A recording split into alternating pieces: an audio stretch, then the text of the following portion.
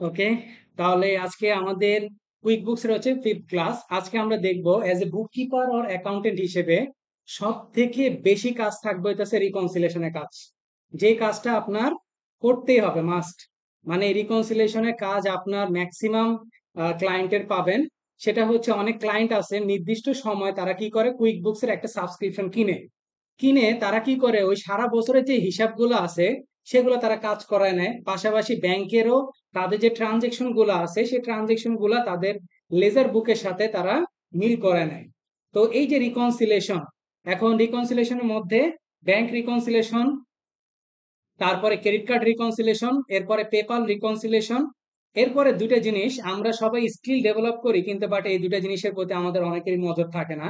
এই জন্য আমি অ্যাড করে দিছি how to add team member in QuickBooks accountant version. ধরেন আপনার আহ, আমি একটা ফার্ম আছে, এখন আমার ফার্মে অনেকজন কর্মচারী থাকতে পারে বা আমার একটা টিমে অনেকজন কর্মচারী থাকতে পারে। কোনো প্রতিষ্ঠান যদি আমার ফার্মকে কাজ দেয় তাহলে কি ওই কাজটা তো আমরা পুরো টিম নিয়ে করব, তাই না? ফার্মে যদি কাজ দেয়, ইন্ডিভিজুয়াল কাজ দিলে তো ইন্ডিভিজুয়াল করব। যদি ফার্মে আমাকে কাজ দেয় তাহলে আমরা টিম মেম্বার তো আমাকে অ্যাড করতে হবে। সেই টিমটাকে কিভাবে আমরা ক্রিয়েট করবো সেটা দেখবো। আর ইন্টারেস্টিং জিনিস, how to take access from your client.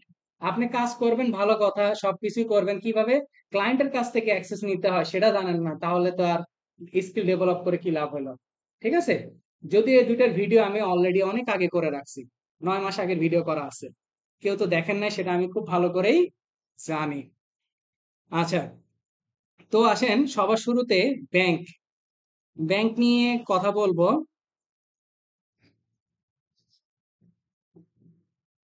তার আগে আপনাদেরকে একটু স্লাইড দেখায় নিয়ে আসি।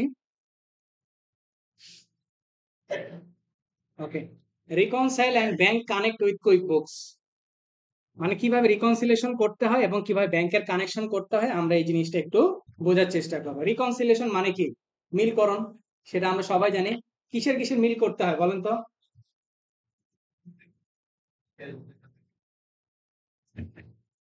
নর্মালি আমরা রিকনসিলেশন বলতে কি বুঝি? ব্যাংকে আমার নামে যে হিসাবটা তারা রাখে আর আমি লেজার বুকে যে হিসাবটা ব্যাংকের নামে রাখি, এই দুইটাকেই তো ম্যাচ করতে হয়, তাই না? এটাই তো রিকনসিলেশন। এখন রিকনসিলেশন ম্যাচ করার রিজন হচ্ছে অনেক কিছু আমার ভাগ করে যায়। কোনো আমার কারো কাছ থেকে টাকা পাইছি, সে যদি ডিরেক্ট গিয়ে ব্যাংকে জমা দিয়ে দেয়, ব্যাংকের ইন্টারেস্ট, ব্যাংকের কোনো চার্জ, তাই না? এই সংক্রান্ত, তারপর ডিসঅনার চেক, অনেক কিছু কারণ হইতে পারে, অনেক রিজন থাকতে পারে। সেই সংক্রান্ত কারণে আসলে রিকনসাইল করার প্রয়োজন পড়ে, যে টাকার অঙ্কের গরমিলের কারণে।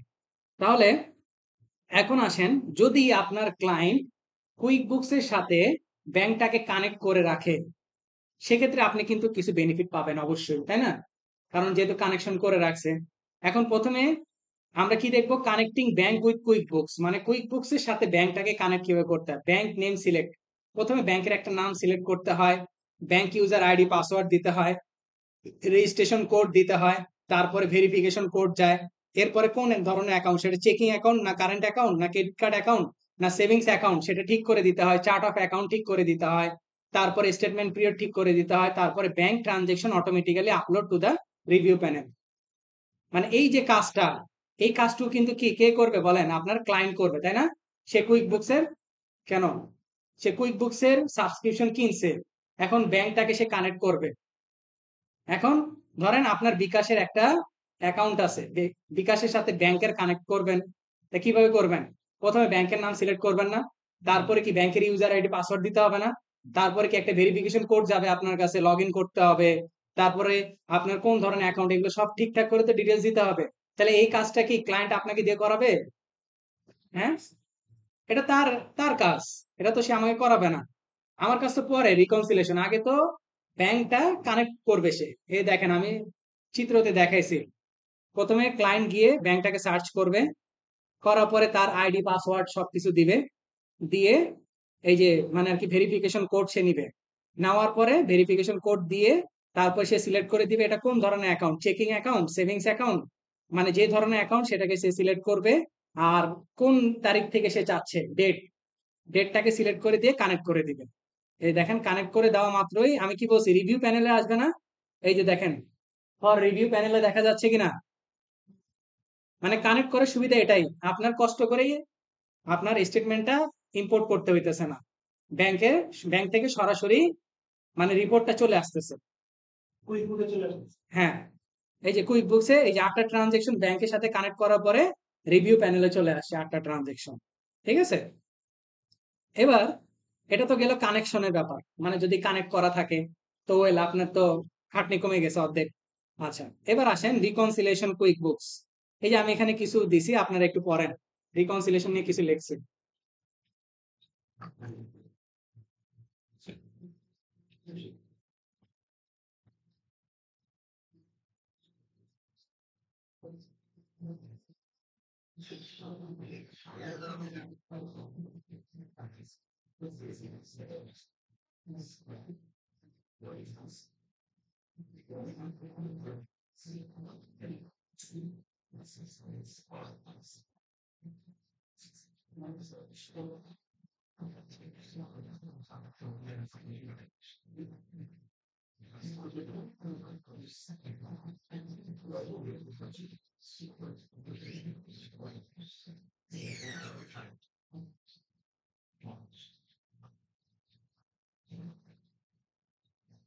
পড়ছেন কিছু, মাথায় কিছু ঢুকছে? হ্যাঁ, কিছুই না, জাস্ট কিছু আলোচনা। যদি কোনো আউটস্ট্যান্ডিং চেক থাকে, ব্যাংক সার্ভিস চার্জ, চেকের প্রিন্টিং চার্জ, তাই না, কোনো থার্ড পার্টি যদি ডিরেক্ট ব্যাংকে গিয়ে জমা দেয়, ডিসঅনার বা ইন্টারেস্ট, এগুলো কারণেই তো কি ব্যাংকের বইয়ের সাথে আপনার যে বই আছে, আগে আমরা ইন্টারমিডিয়েটে বাংলা ভাবে পড়ে আসছি কি আপনার ব্যাংক সমন্বয় বিবরণী, তাই না, ব্যাংকের বইয়ের সাথে কি আপনার প্রতিষ্ঠানের হিসাবের বই, তাই না, ব্যাংকের সাথে আপনার প্রতিষ্ঠানের হিসাবের বই মিল করা। আর এখানে কুইক বুকস এর সাথে ব্যাংক স্টেটমেন্ট মিল করবেন। দেখেন, এখন রিকনসিলিয়েশন করার স্টেপটা আমি দেখাবো। আপলোডের হিসাব শেষ, এবার আসেন রিকনসিলিয়েশন স্টেপ। প্রথমে পিডিএফ থেকে সিএসভি তে কনভার্সন করতে হবে। পিডিএফ থেকে কি করতে হবে, সিএসভি তে। এখন আপনার ক্লায়েন্ট আপনাকে পিডিএফ ধরায় দিছে, বলছে যে এগুলো হইতেছে ব্যাংকের পিডিএফ, ঠিক আছে, ব্যাংকের স্টেটমেন্ট, ঠিক আছে। এখন ক্লায়েন্ট যদি নাও দেয়, আপনি ক্লায়েন্টের কাছ থেকে পিডিএফ নিয়ে নিবেন।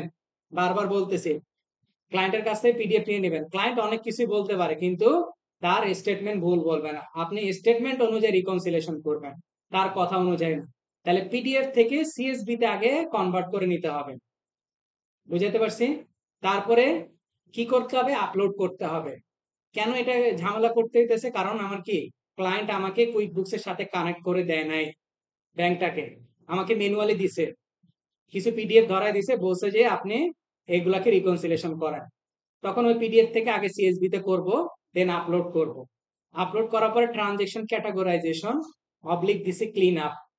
এই নামটা অনেক পাবেন আপনারা যারা ফাইবারে যখন যাবেন, ক্লিন আপ, ক্যাচ আপ, এগুলা শব্দ থাকবে। এখন ট্রানজেকশন ক্যাটাগরাইজেশন মানে কি, মানেটা হইতেছে আপনি এই যে খরচগুলো আছে বা যেই ট্রানজেকশন গুলা হয়েছে, সেগুলা কোন চার্ট অফ অ্যাকাউন্টসে যাবে বা কোন লেজার হেডে যাবে, সেগুলাকে সিলেক্ট করে দেওয়াকে বলা হয় কি ক্যাটাগরাইজেশন, ঠিক আছে, এটাকে বলে ক্লিন আপ। তারপরে আপনি ব্যাংক রিকনসিলিয়েশন করতে যাবেন। এই যে প্রথমে কয়েকটা স্টেপ আপনাকে খেয়াল রাখতে হবে। Check bank account of the chart of accounts, মানে সর্বপ্রথম আপনার চার্ট অফ অ্যাকাউন্টে সেই ব্যাংকটা আছে কিনা সেটা দেখতে হবে। তারপরে তার ওপেনিং ব্যালেন্সটা আছে কিনা সেটাও দেখতে হবে। তারপরে গিয়ে পিডিএফ থেকে সিএসভি তে কনভার্ট করেন, এরপরে সিএসভি ফাইলটাকে আপলোড করেন, তারপরে ক্যাটাগরাইজেশন করে দেন রিকনসাইল করেন। মানে এই 6টা স্টেপ আপনাকে ফলো করতে হবে। প্রথমে ব্যাংক থাকতে হবে, ওপেনিং ব্যালেন্স থাকতে হবে, পিডিএফ থেকে সিএসভি তে করতে হবে, তারপরে হইতেছে সিএসভি টাকে আপলোড করে ক্যাটাগরাইজ করে দেন রিকনসাইল করতে হবে। কথা বুঝাইতে পারছি? না না না, আপনাকে কনভার্ট করে আপলোড করতে হবে, কারণ আপনি ম্যানুয়ালি করতেছেন না। ম্যানুয়ালি করলে আপনাকে আপলোড করতে হবে, কানেক্ট তো থাকবে না, আপনি ম্যানুয়ালি করবো, আমরা কাজে আরো বিস্তারিত দেখব। ওকে, হ্যাঁ, অনেক তাড়াতাড়ি শেষ হয়ে গেল না। সিনেমেটিক মুভি, সিনেমেটিক মুভি, ওকে। আসেন, আমি ব্যাংক স্টেটমেন্টের মধ্যে ওয়েলস ফার্গো দিছি জুন জুলাই আগস্ট, কোন মাসেটা আগে করব ভাই? কোন মাসেটা, আগস্টের আগে করব না? কি হলো, কেউ বলেন না দেখি। হ্যাঁ, ভাই রিকনসিলেশন তো শুরু থেকে যায়, পিছন থেকে কোনোদিন আসে শুনছেন? আমার অনেক স্টুডেন্ট আছে, তারা প্রথমটা ঠিক আছে, পরেরটা ভুল করছে, আবার পরেরটা গিয়ে ঠিক হয়ে গেছে। ঠিক আছে, তো এটা করা যাবে না। হ্যাঁ, শুরু থেকে করবেন। যদি 5টা মাস থাকে, প্রথম মাস থেকে স্টার্ট করবেন। 2টা মাস থাকলে 2টা, 3টা থাকলে প্রথম থেকে স্টার্ট করবেন। তাহলে জুন মাসের আমরা পিডিএফ, এই যে এটা হইতেছে ব্যাংকের স্টেটমেন্ট। বাইরের দেশের স্টেটমেন্টটা একটু ডিফারেন্ট হয়, আমাদের বাংলাদেশের মতো না, অনেক কিছু ইনফরমেশন থাকে। এখন সর্বপ্রথম স্টেটমেন্ট দেওয়ার পরে কয়েকটা জিনিস আপনাকে দেখতে হবে। প্রথমত দেখতে হবে আপনার ডেট, ডেটটা কোথায় আছে সেটা ভালো করে দেখে নেবেন। তারপরে তার বিগিনিং ব্যালেন্স, তার কত ডিপোজিট হয়েছে, তার কত উইথড্রল হয়েছে, আর তার এন্ডিং ব্যালেন্স কত আছে।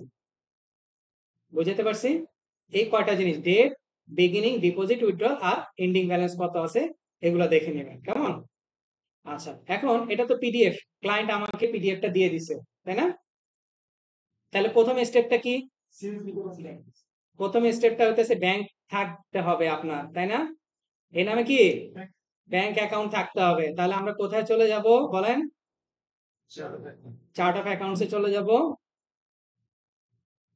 যাদের এই নামে ব্যাংক আছে ভাই, ওটাতে রিকনসাইল করতে যায় না, মিলবে না কোনোদিন, তাই না? কারণ আপনি ওইখানে ইচ্ছা মতো করছেন, নতুন করে অ্যাকাউন্ট ওপেন করে নিবেন। ওয়েলস ফার্গো,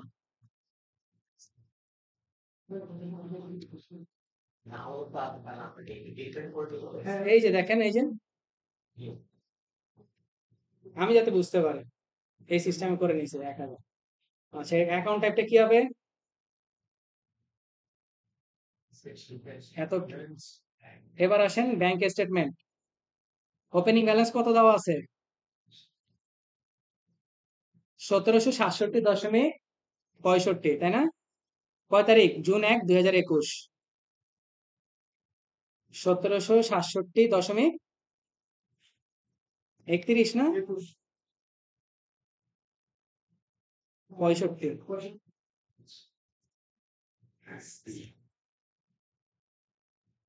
তারপরে জুন 1, 2021।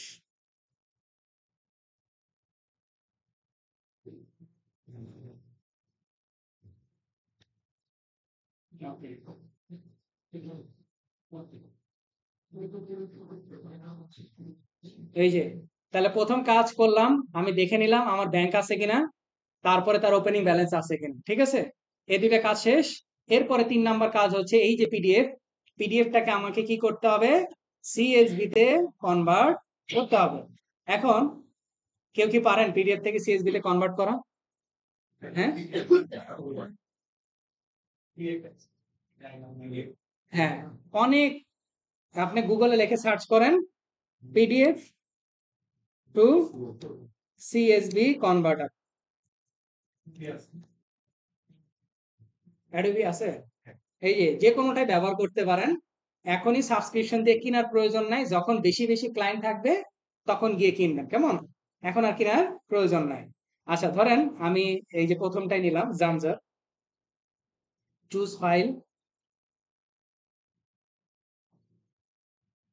ডাউনলোডে গিয়ে সেটাকে ওপেন করলাম, সেখান থেকে সিএসভি তে কনভার্ট নাও করে। ফ্রিতে করা যায়, প্রথম অবস্থায় সাবস্ক্রিপশন কিনে নিয়ে করার প্রয়োজন নেই। অবশ্যই বলবো, তার জন্য তো করতেছি। দেখেন, এখন এই ফুল ওপেন করলে দেখতে পাবেন যে কি সুন্দর ডিসঅ্যাডভান্টেজ, দেখছেন? অনেক সুন্দর ডিসঅ্যাডভান্টেজ না, না অ্যাডভান্টেজ? এখন এগুলাকে বসে বসে ঠিক করতে হবে। দেখেন, এটা তো গেল এক এক পার্ট। এবার দেখেন, এবার আমার স্ট্র্যাটেজিটা দেখেন, মিলে নেন। হ্যাঁ,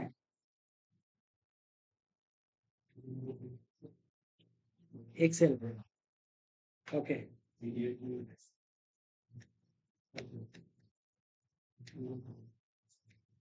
জুন, তাই না? আমি একটা নতুন করে একটা এক্সেল শিট নিয়েছি। এরপরে এক্সেল শিটটা ওপেন করবেন, এই যে ডাউনলোড অপশনে আপনি যেখানে রাখছেন এই ফাইলটাকে যে কোনো একটা ব্রাউজারে ওপেন করবেন, মাউসের রাইট বাটনে ক্লিক করলে দেখবেন ওপেন উইথ। আপনার সুবিধা মতো যে কোনো ব্রাউজার ওপেন করেন, হ্যাঁ। আপনি আহ, যে কোনো একটা ব্রাউজার ওপেন করেন। ব্রাউজার ওপেন করলে এই যে একটা উপরে লিঙ্ক জেনারেট হয়েছে না, হ্যাঁ। যে কোনো ব্রাউজার আপনি গুগলে করতে পারেন, আমার কাছে যে মজিলাতে করতে পারেন, আপনার যে ব্রাউজার আছে যে কোনোটাতে করতে পারেন। তাহলে একটা লিঙ্ক জেনারেট হয়েছে, এটাকে কপি করে নেবেন। তারপর এক্সেল শিটে আসবেন, ডাটা অপশনে চলে যাবেন, ফ্রম ওয়েব দিবেন, ডাটা অপশন থেকে ফ্রম ওয়েব, একটু টাইম নেবে। যে ইউআরএলটা কপি করে আনছেন এখানে পেস্ট করে দেন, দিয়ে ওকে করে দেন।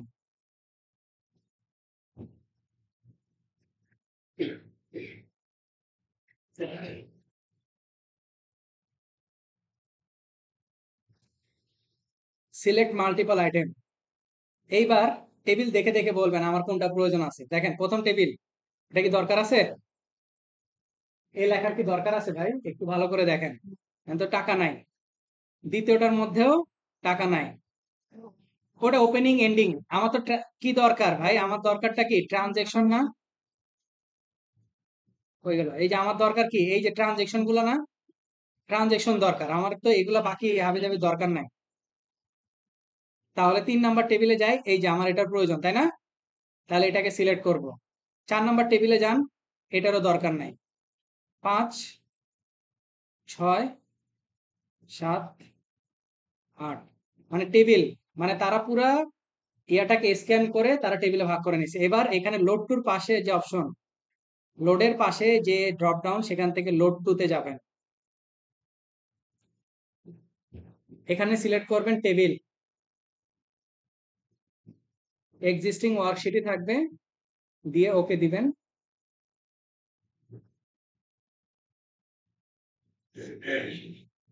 এই যে অনেক বড় অ্যাডভান্টেজ দেখছেন, কোনো ভাঙ্গা ছাড়াই কি, ভাঙচুর ছাড়া চলে আসছে, তাই না? এইবার আপনি আপনার মতো করে কলামগুলোকে ঠিক করে নেন। ডিলেট, এটা তো ডিপোজিট এন্ডিং। ভাই যত স্ক্যান করে পিডিএফ দেখ আপনার, কোনটা এটা? হ্যাঁ, করা যাবে। আচ্ছা, এবার আপনি এখান থেকে আপনার ডেট ফরম্যাট, আপনার ডেসক্রিপশন, এই যে দেখেন এগুলা কি এক লাইনে লেখা না? এগুলো আপনি যারা যারা এক্সেলে এক্সপার্ট আছেন ভাই, তারা একটু কষ্ট করে এই লাইনগুলোকে ঠিক করে নেবেন।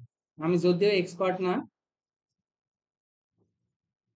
আনারি মানুষ, আমি এই জন্য ম্যানুয়ালি বসে থেকে করবো, হ্যাঁ। যারা খিলাড়ি মানুষ আছেন তারা একটু কষ্ট করে করে নেবেন, কেমন? কারণ ওগুলা 2-3 লাইন হয়ে গেছে, ওই জন্য আমি এক লাইনে করে নিচ্ছি। তাও আমার খাটনিটা কমে গেছে না অনেক? এটা শুধুমাত্র কাজ করবে ভাই যাদের 21 ভার্সন আছে। বুঝাইতে পারছি? হ্যাঁ। যদি কারো কাছে না থাকে, যে কোনো একটা কম্পিউটার দোকানে গিয়ে 50-100 টাকা চা নাস্তা খাওয়াই দিয়ে তার কাছ থেকে নিয়ে নেবেন, যে কোনো কম্পিউটার দোকানে। ওকে। আর এটা 21 ছাড়া এটাতে ফ্যাসিলিটি পাবেন না। আগে এক সময় আমরা ওইগুলো কাজ করতাম, বুঝেন নাই? এখন অনেক সুবিধা হয়ে গেছে। এখন চিন্তা করতেছি যদি ওই সময় এরকম পাইতাম, তাহলে যা প্রজেক্ট করছি তার 4 গুণ আলহামদুলিল্লাহ প্রজেক্ট করতে পার। আফসোস, হয় না ভাই। আই লাভ পিডিএফ তো হয়। এখন অনেক সুবিধা হয়ে গেছে, এই যে দেখেন আমি আলহামদুলিল্লাহ কুইক বুকস এর এই পর্যন্ত কাজ কমপ্লিট করি। এখন কিন্তু ভিডিও চলতেছে, আমি কিন্তু ভিডিওতেই বলতেছি, আমি এখন পর্যন্ত কুইক বুকস এর কাজ কমপ্লিট করছি মোর দেন 500+, মোর দেন 500+, আলহামদুলিল্লাহ। তো এই জন্য এটাই বলা। হ্যাঁ, বুঝি নাই।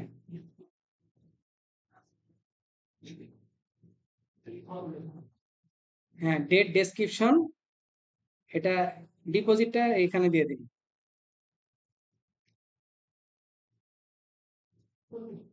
ডিপোজিট, আর এটা হইতেছে উইথড্রল। কিন্তু তখন আর এরকম সুবিধা পাই নাই। এই যে এখন যেরকম 21 ভার্সনে কাজ হইতেছিল, তখন তো আমরা 13 ভার্সন ইউজ করতাম। 13, তারপর উনি সেগুলোতে কাজ করে না। এটাকে সেভ করে দিব। ঠিক আছে, সেভ করলাম। এবার ডেট ফরম্যাটটা আসেন ভাই, ডেট ফরম্যাটটা ঠিক করবো। আমাদের ডেট ফরম্যাটটা কি ছিল ভাই? মান্থ ডেট ইয়ার না? আচ্ছা, মান্থ ডেট ইয়ার, এখান থেকে ডেট না, কাস্টমে যাই। আছে কি আমার জন্য তারা দিয়ে রাখছে?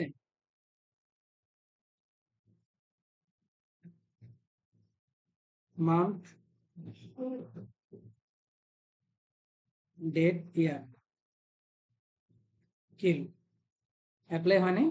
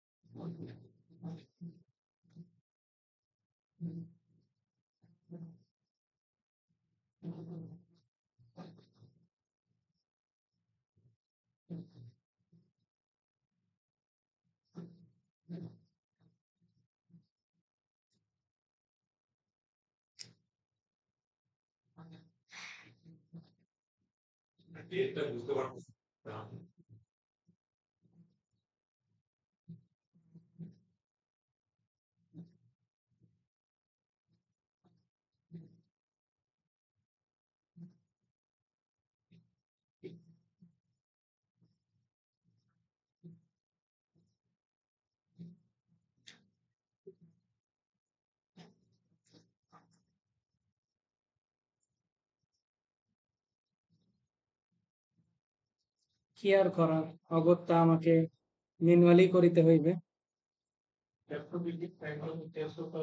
হ্যাঁ, বুঝি নাই।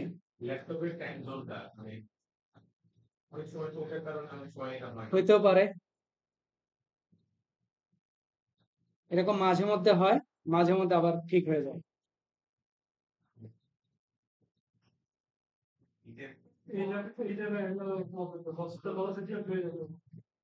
এখন স্টেটমেন্টে তো আর ওইভাবে দেওয়া নেই, বুঝলেন? And এটা তো আর আপনি এক্সেল কেও লায়াবল করতে পারবেন না। হ্যাঁ,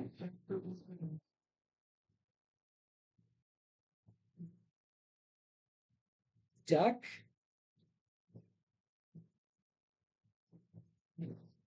ঠিক আছে, মোটামুটি আমরা সেভ করে নিলাম। এবার আসেন, তাহলে প্রথম কাজ কি করলাম? ব্যাংক অ্যাকাউন্ট, তার ওপেনিং ব্যালেন্স পিডিএফ থেকে সিএসবি তে করে ফেললাম। সিএসবি তে হয়েছে কি? এক্সেলে হয়েছে, তাই না? তাই তো, এক্সেলে হয়েছে। এবার আপনি গিয়ে যে কোনো ব্রাউজারে আপনি চেঞ্জ করে নেন এক্সেল টু সিএসবি। অনেক টুলস আছে, আপনার যেটা ভালো লাগবে আপনি সেটা দিয়ে করতে পারবেন। হ্যাঁ, এক্সেল টু সিএসবি,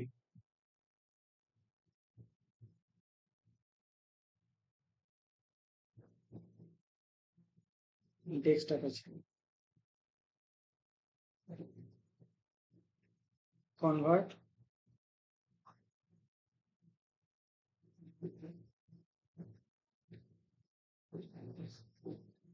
ডাউনলোড,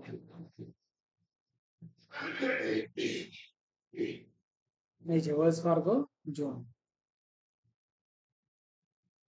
উপরের কলমটা ডিলিট করে দেন, কলম 1 2 3 4 এইভাবে আছে না, ডিলিট করে সুন্দরভাবে সাজায় দেন। ঠিক আছে, আমার সবকিছু ডান। এবার আমরা কি করব? আপলোড করার পালা, তাই না? এবার চলে যাব ব্যাংক ট্রানজেকশন অপশনে।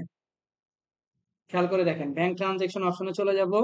সেখানে তারা বলতেছে কানেক্ট এ ব্যাংক। আমার কাছে ব্যাংক নাই, যেখানে ভিডিও দেওয়া আছে ভাই, ভিডিও দেখে নিয়েন যদি ভালো লাগে আর কি, মনে চায়। হ্যাঁ, রিভিউ, অ্যাড ইউর ট্রানজেকশন, তারপরে সি হাউ বিজনেস ডুইং।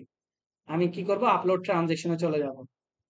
যাওয়ার পরে এখানে 5টা স্টেপ, এখানে তারা বলেই দিছে ডট সিএসবি ফাইল। হ্যাঁ, আর এখানে রেকমেন্ডেড তারা বলতেছে কি, ব্রিং ইওর ট্রানজেকশন অটোমেটিক্যালি, মানে আপনি এখান থেকে আপনার ব্যাংক খুঁজে বের করে এনে ব্যাংকটাকে কানেক্ট করবেন। ওই যে একটু আগে দেখালাম না ব্যাংকের প্রসেস কিভাবে কানেক্ট করতে হয়, সে কানেক্টটা এখানে তারা দিয়ে রাখছে।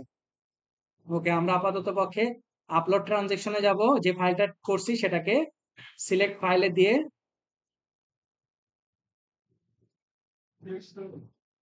না, বা দেখলে বুঝতে পারবো দুইটা ফাইল হয়ে গেছে। আচ্ছা, এটা অনেক অ্যাডভান্টেজ ফাইল। ডিলিট,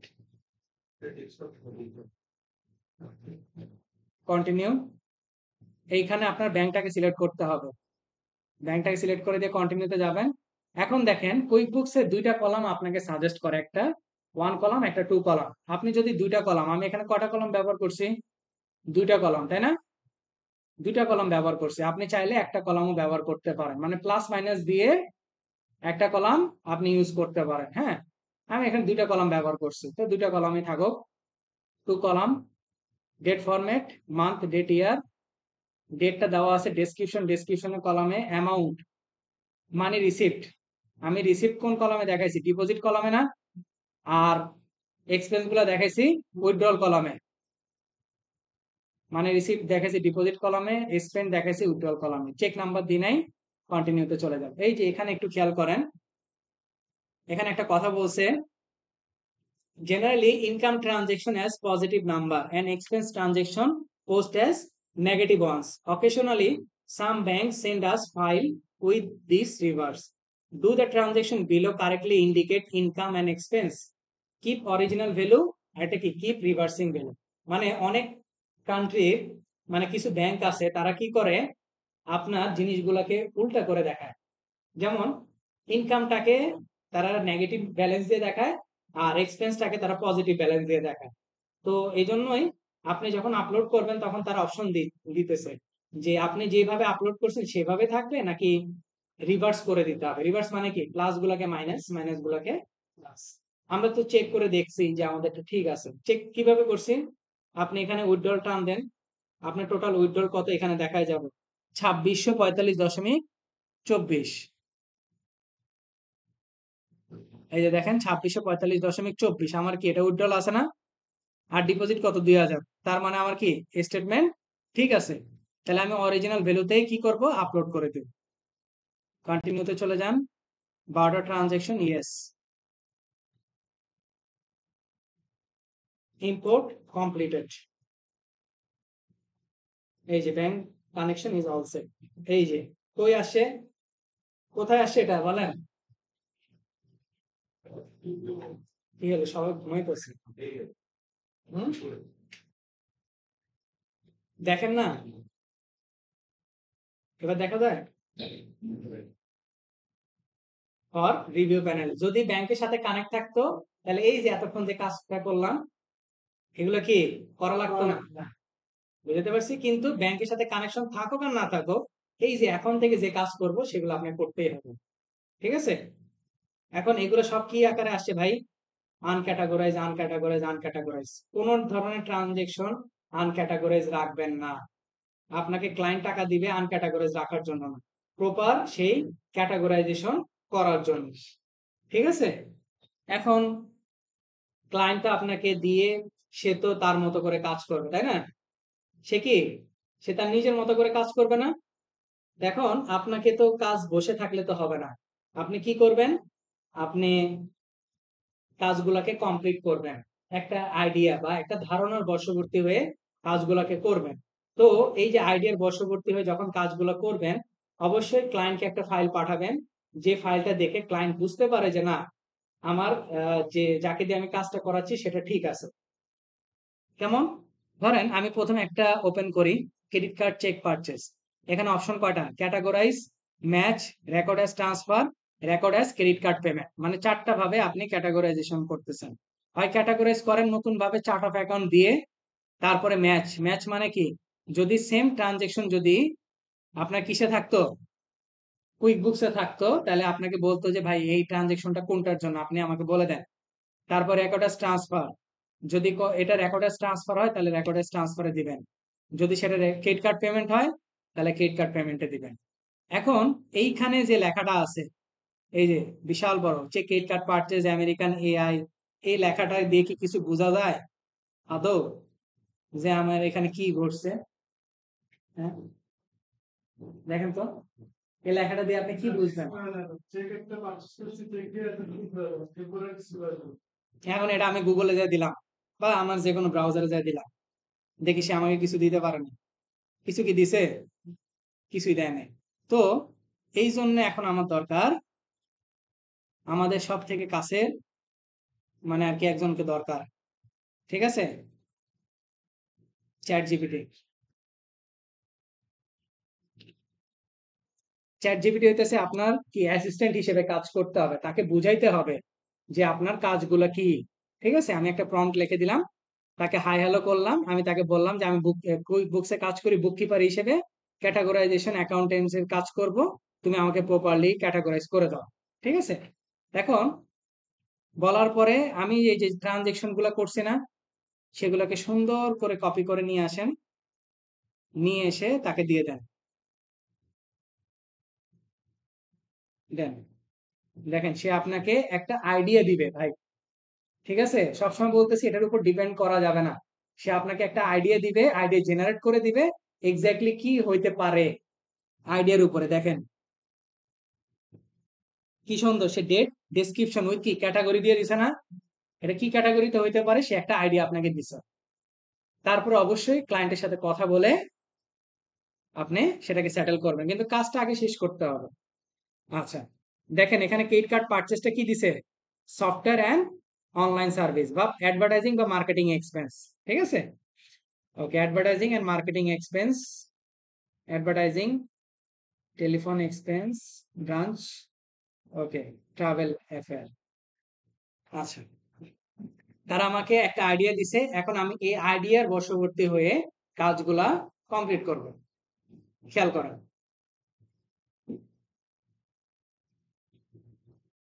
ব্যাংকের কাজ যখন করতে আসবেন একটা জিনিস মাথায় রাখবেন, সেটা হচ্ছে সিমিলার কিছুকে খুঁজে বের করা। সিমিলার কিছুকে খুঁজে বের করা মানে সমজাতীয় কিছু খুঁজে বের করা। দেখেন তো ক্রেডিট কার্ড পারচেজ, এখানেও কি ক্রেডিট কার্ড পারচেজ আছে, credit card purchase, credit card purchase আছে কিনা দেখেন তো, ক্রেডিট কার্ড পারচেজ আছে, এই যে ক্রেডিট কার্ড পারচেজ।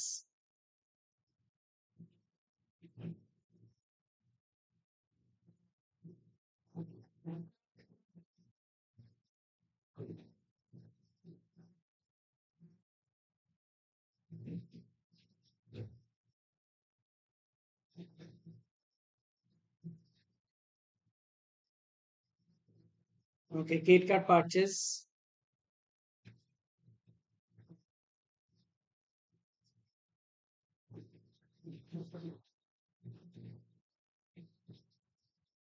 আমি একটু মার্কিং করে দেখাচ্ছি আপনাদের।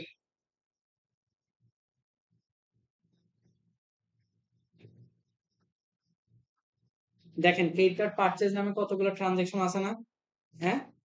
সিমিলার, যখন আপনার ক্লায়েন্ট অনেক থাকবে তখন চেষ্টা করবেন যে একই জাতীয় বা একই প্যাটার্নের কিছু খুঁজে বের করা। যখন এটা খুঁজে বের করতে পারবেন আপনার কাজ দেখবেন যে 70% কমপ্লিট হয়ে গেছে।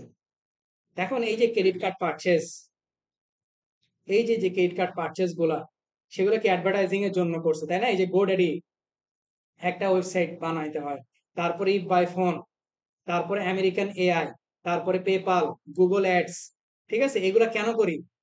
অ্যাডভার্টাইজিং এর জন্য তো করি তাই না? তারপরে যে গেটার রেসপন্স, তাহলে এগুলো আমার কি কোন চার্ট অফ অ্যাকাউন্টসে যাবে? Advertising and marketing expense. অবশ্যই ক্লায়েন্টের সাথে আলোচনা করব, কিন্তু আমি একটা আইডিয়া করে কাজ করে নিচ্ছি। তাহলে এটার জন্য আমি কি করব, একটা রুল ক্রিয়েট করব। কি করব? ব্যাংক রুল ক্রিয়েট করব। তাহলে চলে যাব হইতাছে রুল অপশনে, গো টু রুল, এখান থেকে নিউ রুলে চলে যাব। এখানে বলছে রুলের একটা নাম দেন, ধরেন আমি এখান থেকে নিয়ে নিব ক্রেডিট কার্ড পারচেস।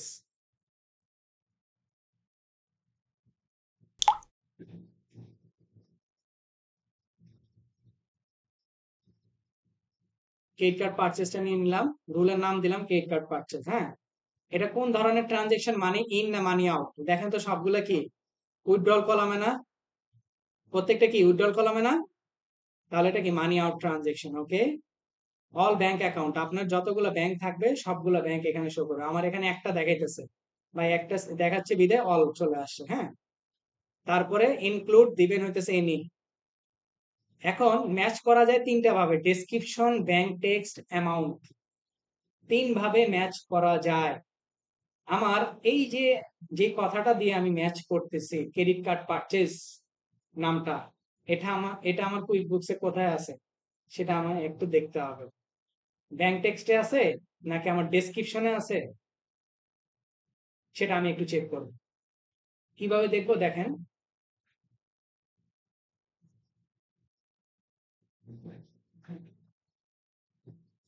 ব্যাংক ট্রানজাকশনে চলে যান একটু।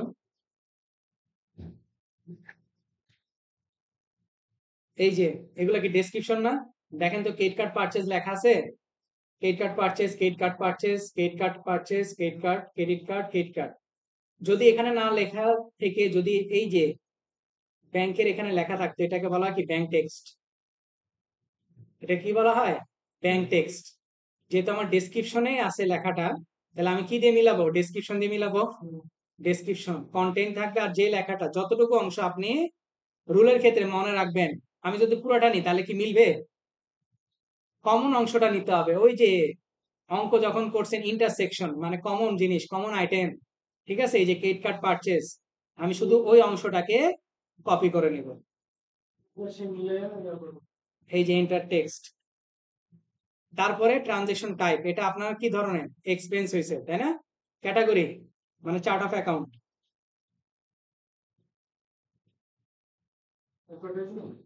অ্যাডভার্টাইজিং,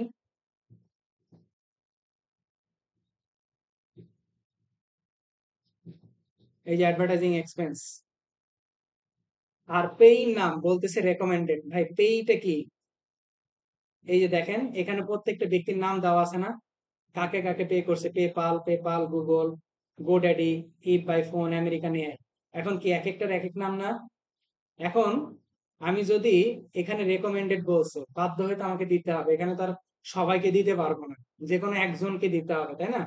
আমি একটা ডামি আমি করে রাখি, দেখেন সে আমাকে সাপ্লায়ার, ধরেন আমি নাম দিলাম ওম, ঠিক আছে? কেন দিলাম পরে আমি ঠিক করব, হ্যাঁ।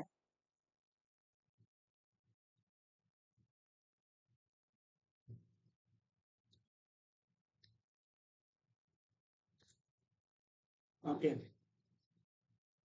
অন দিলাম। ট্যাক্সটা অপশনাল, দেওয়ার দরকার নাই। কাস্টমার অটো একটা অফ অফ করে দিলাম, সেভ করে দেব। এবার ব্যাংক রিকনসিলিয়েশন ট্রানজেকশনে আসেন। আসার পরে দেখেন তো রুলের মধ্যে পড়ছে কিনা ভাই। গ্রিন সিগন্যাল দেখাচ্ছে, রুল, এই যে রুল, রুলের আন্ডারে পড়ে গেছে না? কিন্তু আমার তো কাজ কমপ্লিট হয় নাই প্রপার। কেন কমপ্লিট হয় না বলেন তো ভাই? ওই যে পেইন নামটা আমাকে দিতে হবে, তাই না? পেইন নামটা কি করতে হবে?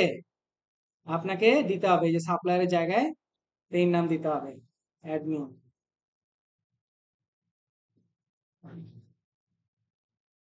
তারপরে এখানে হইতেছে পেপাল।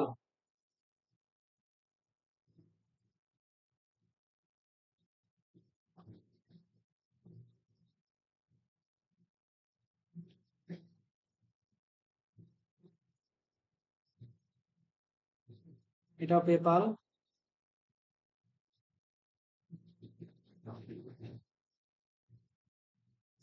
তারপরে এটা হইতেছে গুগল অ্যাডস।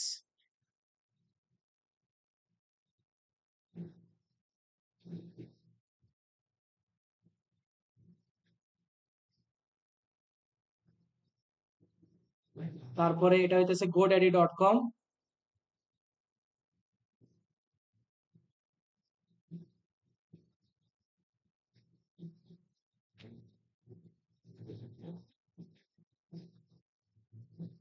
তারপরে এটা হইতেছে ইফ বাই ফোন।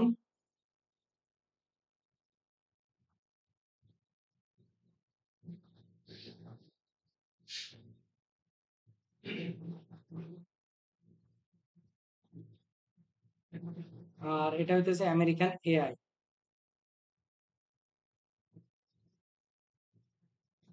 আমি যদি তখন ওই একটা নাম দিয়ে না সেট করতাম, তাহলে কিন্তু আমার রুলটা কি ক্রিয়েট হইতো? রুলটা ক্রিয়েট হইতো না। এবার দেখেন আমি এগুলাকে একবারে সিলেক্ট করব, এটাকে আমি অ্যাকসেপ্ট করে দেবো। এখানে বলতেছে ট্যাক্সের ইনফরমেশন নাই। ওকে, আবার সবগুলোকে সিলেক্ট করি।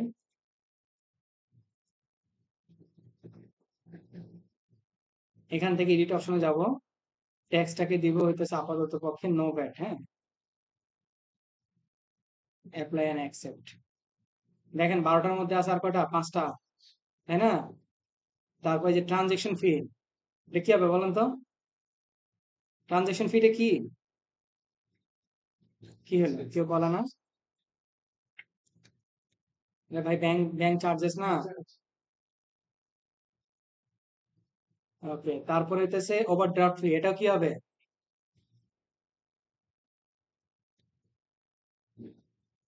কোনোটাই আনক্যাটাগরাইজ রাখা যাবে না। তারপরে হইতেছে উইথড্রল।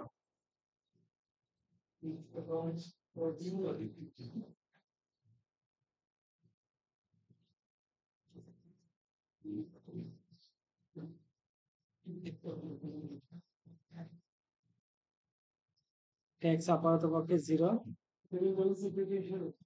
হুম, ডিপোজিট, ডিপোজিটটা ধরে নিলাম। কি কি ডিপোজিট, শুধু বলছে ডিপোজিট, তাই না? এন্ড ডিপোজিট কি হিসেবে আসছে, কিছুই তো বলা নাই। আপাতত পক্ষে ধরে নিই আমি সেলস করছি, হ্যাঁ, সেল করছি। বারবার বলতেছি ক্লায়েন্টের ইনফরমেশনটা ইম্পর্টেন্ট। তারপরে বিল পে, তাকে বিল পেমেন্ট করা হয়েছে না? আচ্ছা, যে কোনো একটা খরচ হিসেবে তাকে দিয়ে দিই, সাপ্লাইস দিয়ে দিলাম। হ্যাঁ, দেখেন এখানে আমার ব্যালেন্সটা দেখাচ্ছে কত, 1122.41, তাই না?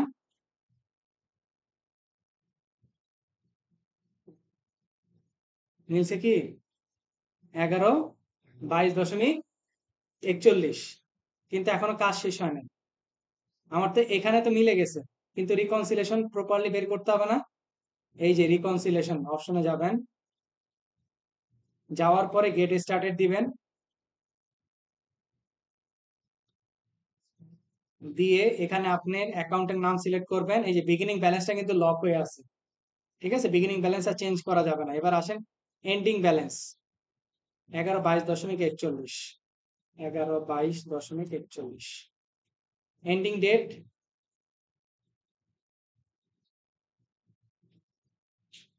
জুনের 30 তারিখ, তাই তো? জুন 30 না, জুন 30, 2021। স্টার্ট রিকনসাইলিং।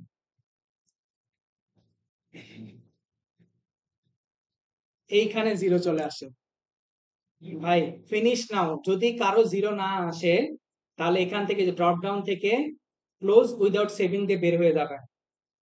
কেউ যদি ফিনিশ নাও দিয়ে দেন, তারপরে ভাই কোনো কিছু করলেও কোনো ফায়দা নেই।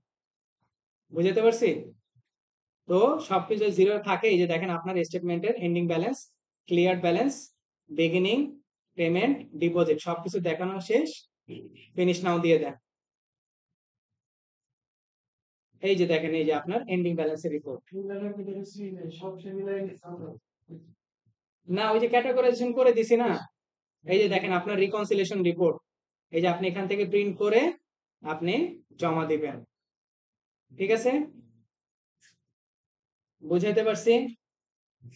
এই যে, তাহলে ফর রিভিউ প্যানেলে থেকে কই গেছে এই জিনিসগুলা, ক্যাটাগরাইজে চলে গেছে, এই যে, ঠিক আছে? আর এক্সক্লুড মানে কি, ধরেন কোন ট্রানজেকশন আপনার নেক্সট মান্থেরটা চলে আসছে, ফর রিভিউ থেকে সেটাকে সিলেক্ট করে এক্সক্লুড করতে হবে, তারপরে গিয়ে ডিলিট করতে হবে। মানে সরাসরি ডিলিট করা যায় না, আগে সেটাকে রিসাইকেল বিনের মতো, মানে এক্সক্লুড মানে কি one kind of recycle bin, আগে আপনাকে এক্সক্লুডে নিয়ে যেতে হবে, তারপর সেখান থেকে আপনাকে ডিলিট করে দিতে হবে। এরপরে আমি কয় মাসেরটা করলাম, জুন, এই যে জুন মাসেরটা আমি আপনাদের সিএসবিটা দিয়ে দিচ্ছি। হ্যাঁ, এই যে কষ্ট করতে হবে না। এরপরে কি করবেন, এই যে জুলাই মাস, এই যে জুলাই মাস, জুলাই মাসেরটা করবেন। হ্যাঁ, এক পেজের ট্রানজেকশন ভাই, আসতেছে ওটা হইতেছে ওই যে মুভির টেইলারের মতো। হ্যাঁ, আসবে, টেনশন নিয়ে না, ওটাও আমি আছে, 350 ট্রানজেকশনও আছে। তারপর অগাস্টের, তাহলে প্রথমে জুনটা করবেন, তারপর জুলাইটা করবেন, তারপরে কি অগাস্টেরটা করবেন। এখন জুন তো শেষ, এখন তাহলে আপলোড কই করবেন ভাই? এই যে ডান পাশের কর্নার থেকে কি আপলোড ফ্রম ফাইল না? এই যে ডান পাশের কর্নার থেকে আবার সেম ভাবে এই যে দেখেন স্টেপ কি সেম চলে আসছে না?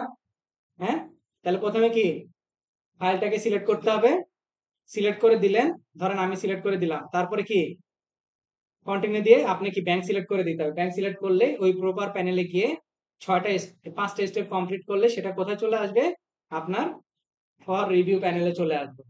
সেখান থেকে চ্যাট জিপিটির হেল্প নিয়ে ক্যাটাগরাইজেশন করবেন, করে আপাতত পক্ষে আপনারা সেটা ক্যাটাগরাইজে নিয়ে ব্যাংক রুল চেষ্টা করবেন, ব্যাংক রুল ক্রিয়েট করার। বুঝাতে পারছি? ব্যাংক রুল ক্রিয়েট করার চেষ্টা করবেন। এরকম অনেক ট্রানজেকশন ছিল যেটা ব্যাংক রুল দিয়ে চলে যায়। এবার আপনাদের সাথে একটা ঘটনা শেয়ার করে দিই। আমার মানে আর কি বাস্তব জীবনের ঘটনা ভাই, আমি কারো বানানোর ঘটনা বলবো না, আমি বাস্তব জীবনের ঘটনাটা বলি আপনাদের, তাহলে বুঝবেন। আপনারা তো তাও এক্সপার্ট ভাই, আমি তো এক্সপার্টও ছিলাম না। যে সময় প্রথম এই রিমোট জবটা, আমার প্রথম রিমোট জবটা এটা ছিল, দেখাচ্ছি। এই যে ঠিক আছে। হ্যাঁ, 3 বছর হয়ে গেছে। হ্যাঁ, হ্যাঁ, অনেক টাইম। তো এই যে ক্যান ইএসএল এ যখন কাজ করতে যাই, ঠিক কানাডা থেকে ওই ব্যক্তি আমার সাথে জয়েন হয়েছিল। হ্যাঁ, রমজান মাস আমার এখনো মনে আছে। রমজান মাসে জয়েন হয়েছিল। ওইখানে তারাবি নামাজ পড়ে আসছে, আর আমাদের বাংলাদেশের টাইম হইতেছে অ্যাপ্রক্সিমেট আপনার 2টা কাছাকাছি, এরকম 2টা 3টা। না না, দিনের। ওই দেশে সে তারাবি পড়ে আসছে কানাডার সময়।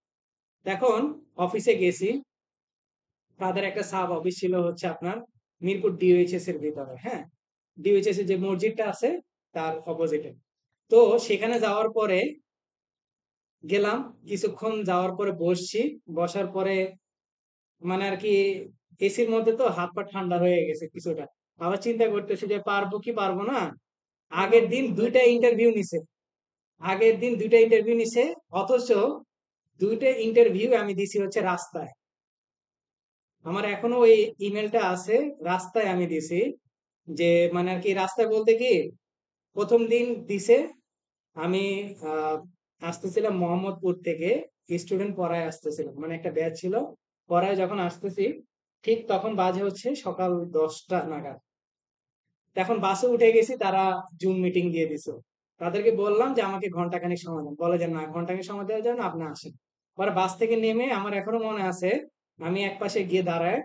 আর ওই দিন মনে হয় যে উপরওয়ালা আমার প্রতি একটু সদয় হয়েছে। ওই দিন মোহাম্মদপুর এলাকায় কারেন্টও চলে গেছে।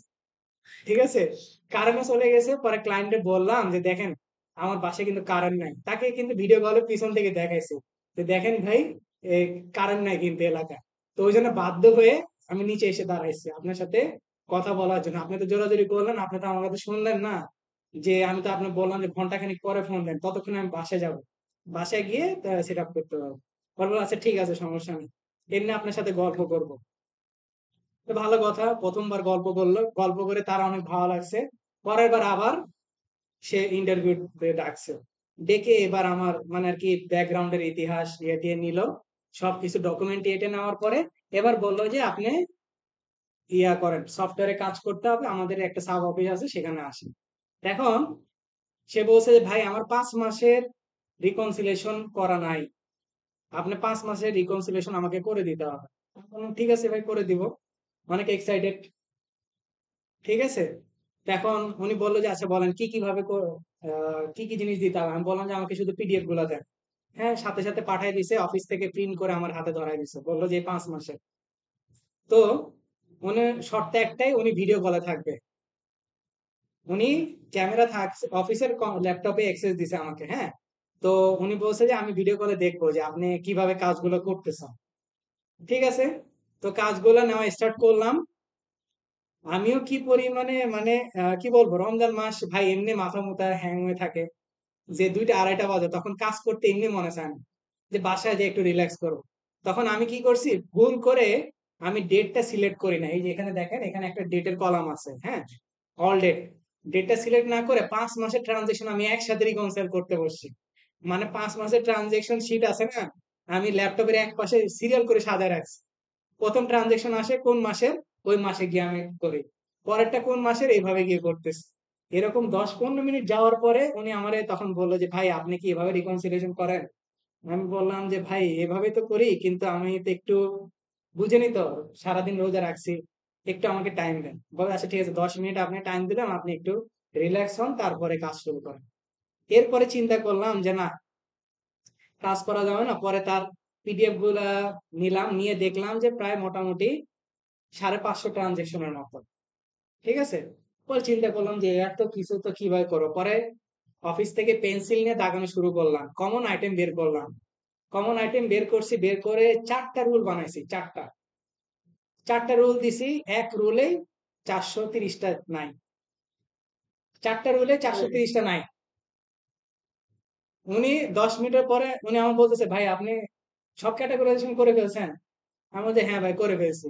বলে যে ভাই কেমনে করলেন? পরে বললাম যে ভাই এই যে রুল ক্রিয়েট করছি, রুল ক্রিয়েট করে আমি রুলের মাধ্যমে ইয়ে করে দিছি, বাকিগুলো ম্যানুয়ালি আপনাকে জিজ্ঞেস করে করবো বিধায় রেখে দিছি। পরে বললো যে ভাই আপনি যে রুল করছেন কেউ বলে দিছে? আমি বললাম যে ভাই কই বলে দিবে, আপনি তো ভিডিও কলে দেখতেছেন। পরে বলে যে এর আগে তাহলে কেন আপনি করেন নাই? বললাম যে ভাই নার্ভাস হয়ে গেছিলাম প্রথম ইয়া দেখে, আপনার এতগুলা ট্রানজেকশন দেখে মাথা ঘুরে গেছিল, আর হইতেছে কিছু বুঝতেছি না।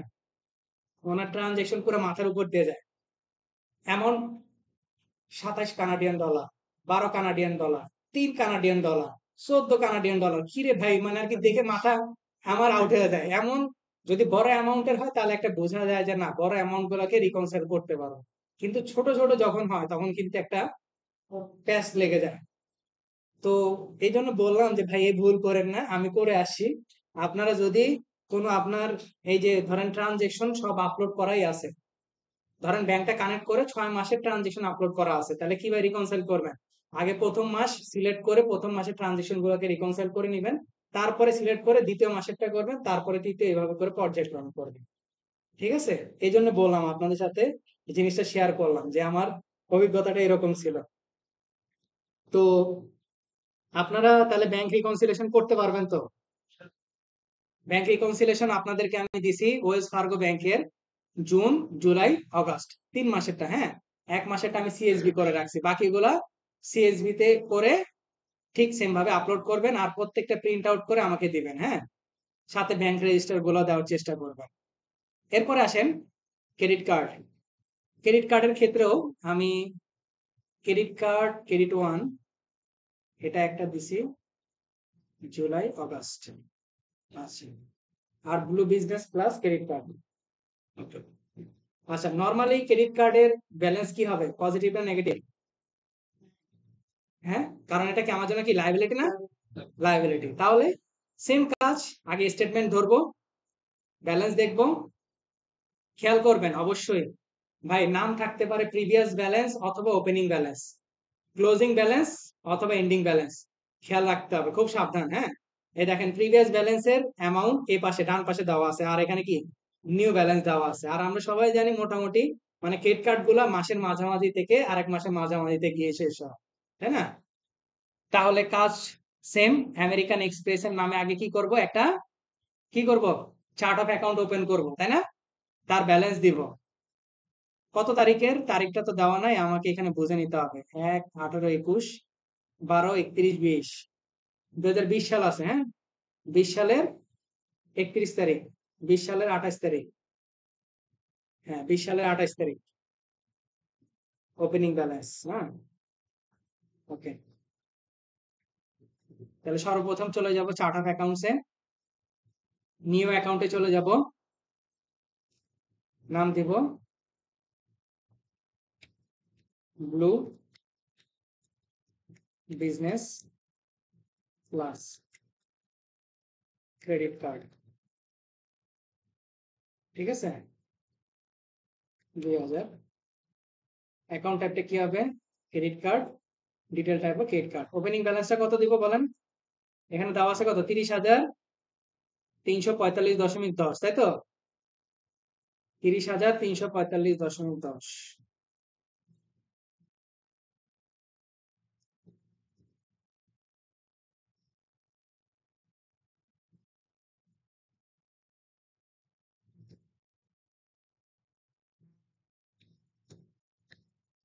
2020 সালের ডিসেম্বরের 20 তারিখ, তাই তো? দিয়ে সেভ করে দিলাম। তাহলে আমার ওপেনিং ব্যালেন্স চলে আসছে। ঠিক আছে, এবার আসেন ব্যাংক ট্রানজেকশনে, ঘুরে ফিরে ব্যাংক ট্রানজেকশনে চলে আসবো। তাহলে প্রথমে আগে আমাকে কি করতে হবে ভাই? ফাইলটাকে সিএসভি বানাইতে হবে, তাই তো? সেম ভাবে যেভাবে দেখাই দিছি আমি এটা আপনাদের জন্য করে রাখছি এই যেখানে, যাতে আপনাদের মন খারাপ না হয়। হ্যাঁ, এটা করে রাখছি, পরে বলবেন যে স্যার আমাদেরকে কিছু দেয় নাই ঠিক মতো। ওকে, সিএসবি করে রাখছি। আর অবশ্যই চেক করে নিবেন ব্যালেন্সটা। কি করবেন? সিএসবিটা রেডি করার পরে ব্যালেন্সটা চেক করে নিবেন। সামেশন তো করতে পারেন, যোগফল, যোগফল নামাতে পারেন না? দেখেন আমি এটা কি করছি, একটা কলামে করছি, প্লাস মাইনাস দিয়ে করছি। দেখেন আমি যদি দেখি 1/18/2021, 1/18/2021 এটা ব্যালেন্স দেখে আমি, এই যে 1/18/2021, এটা কি আমার পেমেন্ট না? হ্যাঁ, এটা কি মাইনাস না? তাহলে এটা কি হবে? ক্রেডিট কার্ড না ভাই? তাহলে কি হবে? অপোজিট হয়ে যাবে না? হ্যাঁ, এই যে পজিটিভ করে নিচ্ছি। ঠিক আছে, আমি আপনি যেভাবে সাজাবেন সেভাবে দিবেন। দেখেন ক্রেডিটস 1/12/31, এটা কি মাইনাস না? 118.99, এটা কি পজিটিভ আকারে দিচ্ছি। তাহলে আমি কি করছি, রিভার্স করে নিছি না? এবার আসেন তাহলে ওপেনিং ব্যালেন্সটা আমি এখানে বসাই। ওপেনিং ব্যালেন্সটা কত? 30,345.10। তাহলে কি করব, মাইনাস 30,345.10, তাই তো? এবার এটাকে সামেশন করব, ইকুয়াল টু সাম, ফার্স্ট ব্র্যাকেটের মধ্যে এটা দিলাম, কমা দিয়ে তারপরে ফার্স্ট ব্র্যাকেট ক্লোজ, এন্টার। 31,083.40, এই দেখেন, এই যে মিলছে। তাহলে আমার ফাইলটা কি, রিভার্স করলেও অবশ্যই চেক করে নিবেন। বারবার বলতেছি, রিভার্স করলেও অবশ্যই কি চেক করে নিতে হবে। হ্যাঁ, ওকে, এবার আসেন আমার আপলোডের পালা। সেম ভাবেই পাশে ড্রপ ডাউন মেনু থেকে আপলোড ফ্রম ফাইল আপলোড করব, blue Business Plus credit card, continue. Chart of account দিয়ে দিতে হবে 2000, একটা কলাম দিছি, মান্থ ডেট ইয়ার, এই যে একটাই কলাম আসে, কন্টিনিউ দিব। এই যে দেখেন রিভার্স করা আছে না? আমি কি আর রিভার্স করব? হ্যাঁ, রিভার্স করার দরকার আছে আর? দরকার নাই, আমি অলরেডি রিভার্স করে নিয়েই আসছি। কন্টিনিউতে চলে যাব, ইয়েস, ডান। এই যে দেখেন চলে আসছে না ট্রানজেকশন? কই, এতে ক্লিক করতে হবে ভাই, ক্লিক না করলে তো আসবে না। এখানে ক্লিক করতে হবে, ক্লিক করলে এই যে দেখেন, এই যে সব ট্রানজেকশন কি আপনার চলে আসছে। হুম, এবার দেখেন এইটাকে কি করব, ক্যাটাগরাইজেশন করে দেব না? আবার সেম প্রম্পটে আমি দিয়ে দিলাম চ্যাট জিপিটি কে, একটু আইডিয়া নেওয়ার জন্য।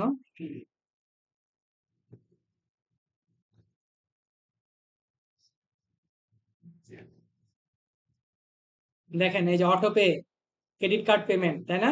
অটোপে কি credit card payment, আপওয়ার্কেরটা professional fee আর কন্টাক্ট লেবার, এই যেগুলো সবগুলো কি সে দিয়ে দিছে মোটামুটি। এবার আসেন আমরা এবার রুল দেখবো। বলেন তো ভাই কোনটা রুল ক্রিয়েট করব, কেউ আমাকে বলেন, এনিওয়ান, কোনটা রুল ক্রিয়েট করব?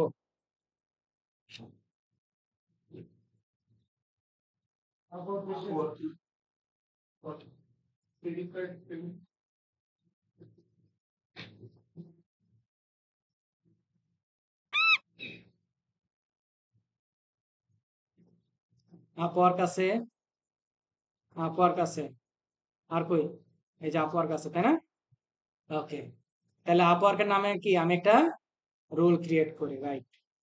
আপওয়ার্কের নামে আমি একটা রুল ক্রিয়েট করব, রুলসে চলে যাব, নিউ রুলে চলে যাব, নাম যে কোনোটা দেন আপনি। হ্যাঁ, মানি আউট, তাই না? ভালো করে খেয়াল করে দেখেন, তাই না? মানি আউট ট্রানজেকশন না মানি?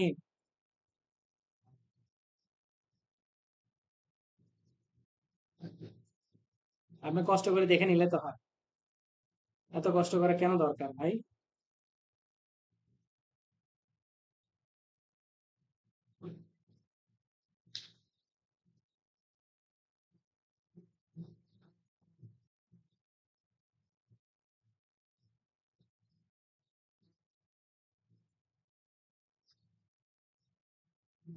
এই যে আপওয়ার্কের এগুলো কি সব স্পেন্ড মানিতে আছে না? তাহলে এগুলো কি হবে? মানি আউট। এই যে ব্যাংক অ্যাকাউন্ট, এবার দেখেন আমি কোনটা সিলেক্ট করব, ব্লু না? Blue Business Plus credit card, okay. Category কি? একটু আগে তো দিয়ে দিল, প্রফেশনাল ফি আর কন্টাক্ট লেবার, তাই না? এই যে লিগ্যাল এন্ড প্রফেশনাল ফি আছে। আচ্ছা, এটা এক্সপেন্স। এবার রেকমেন্ডেড, পেইন নামটা দিতে হবে আপওয়ার্ক, তাই তো? পেইন নামও আপওয়ার্ক, কারণ আপওয়ার্কেই তো পে করছে সব।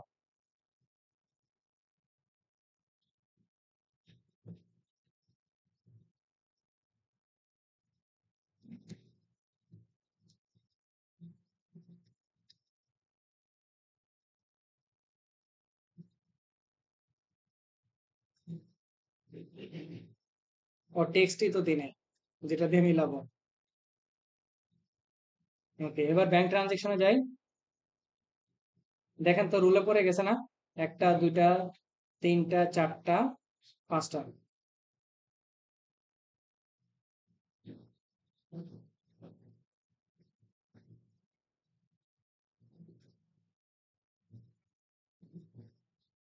ট্যাক্স দিই নাই। কি মোর জ্বালা।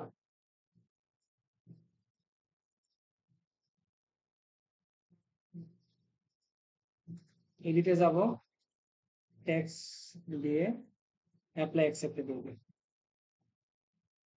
আচ্ছা, তাহলে এবার আর কোনটা করব বলেন? হ্যাঁ, অটো পে, তাই না? এটা কি ক্রেডিট কার্ড পেমেন্ট বলছে? এটা তো দুইটা আছে, এটার জন্য আর না করলেও চলবে। ক্রেডিট কার্ড পেমেন্ট দিয়ে দিই, হ্যাঁ।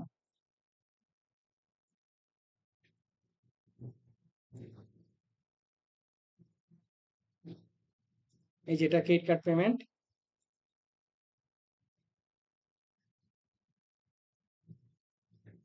এই ব্যাংক থেকে আমি ক্রেডিট কার্ডের পেমেন্টটা দিলাম। Auto pay, credit card payment, Wells Fargo থেকে টাকাটা দিব, বাস। আর কি বলেন? এই দুটাও শেষ। আর কোনো কি করা যাবে? হ্যাঁ, সবগুলো এবার ইন্ডিভিজুয়াল করে দিই। ওকে, প্রথমটা 140.92।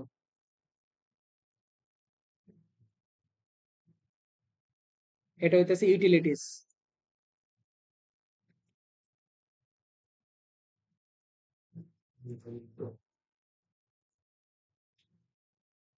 ইউটিলিটিস অ্যাড করে দিলাম 2.99। এটা হইতেছে সফটওয়্যার এন্ড ডিজিটাল সার্ভিস, হ্যাঁ। ডিজাইন সাবস্ক্রিপশনে যাবেন,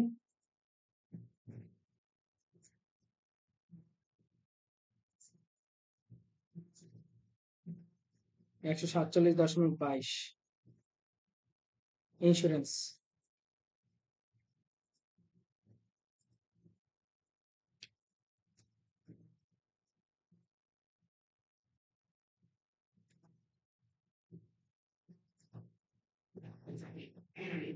79.99। ইউটিলিটিস,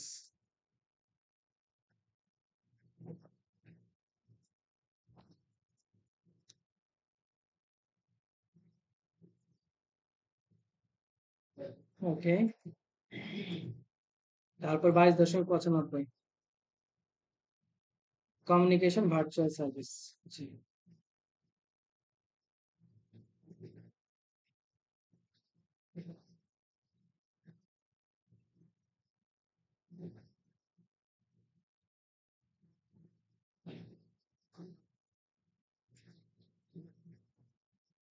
174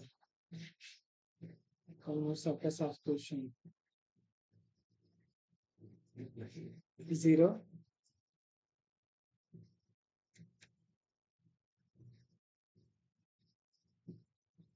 $6 advertising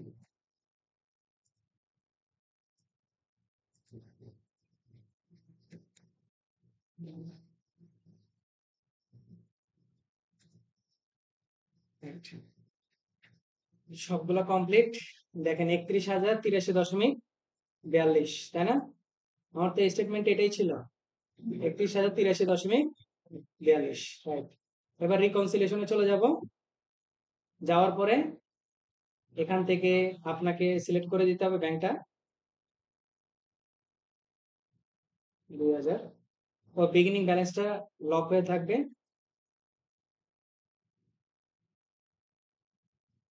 31,083.42, আর এটা কবে, লাস্ট ডেটটা কবে সেটা দেখলে আমি বুঝতে পারবো। হ্যাঁ, 1/25/2021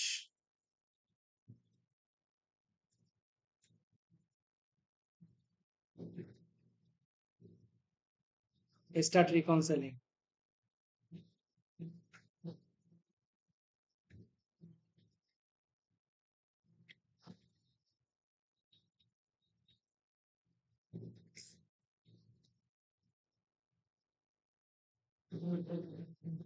জিরো আসছে, ফিনিশ নাও, ডান। এই যে আপনি এখান থেকে রিপোর্ট বের করে নিতে পারবেন, এই যে এখান থেকে প্রিন্ট আউট করে, রাইট। এটা দিবেন, তারপরে ব্যাংক রেজিস্টারের কপি দিবেন, ব্যাংকের হিস্ট্রি দিবেন, এগুলো দিবেন। তো বুঝাইতে পারছি? এইভাবে করে আপনারা ক্রেডিট কার্ডের স্টেটমেন্ট গুলাকে রিকনসিলেশন করবেন। তাহলে আমরা দুইটা রিকনসিলেশন দেখলাম, একটা হইতেছে কি ব্যাংক, ক্রেডিট কার্ড। এবার আসেন পেপাল, পেপাল রিকনসিলেশন, তাই না? পেপাল রিকনসিলেশনটা কিভাবে করবেন সেটা আমরা একটু দেখার চেষ্টা করব। ওকে, পেপালের জন্য আপনাদের একটা স্টেটমেন্ট দিয়ে রাখছি, বিশাল বড় statement.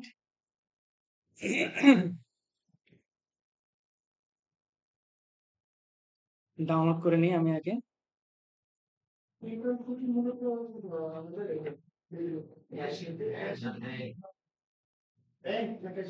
Cash in hand,